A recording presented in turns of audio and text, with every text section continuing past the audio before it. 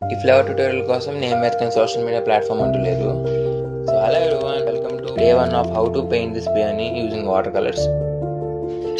First layer అయితే pink and yellow apply చేశాను.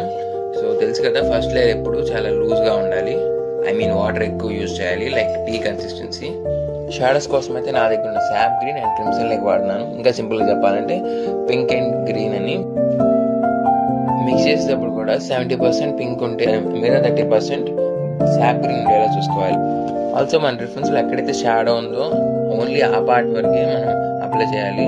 So ఇది ఎలా అప్లై చేయాలి కూడా చెప్తాను. ఫస్ట్ వీ నీడ్ 2 బ్రషెస్ అనమాట. ఒకటేమో నేను వీడియోలో చూస్తున్నట్టు పెయింట్ అప్లై చేయడానికి, అండ్ దెన్ ఇంకోటి ఆ ఎడ్జెస్ని సాఫ్ట్ చేయడానికి. Same process overall flower petals మొత్తానికి. So as water colour demands time, patience and practice. Every layer టోటల్గా డ్రై అయ్యేదాకా ఆగండి. పార్ట్ 2 మిస్ అవ్వకూడదంటే ఫాలో చేయడం అసలు మర్చిపోతుంది.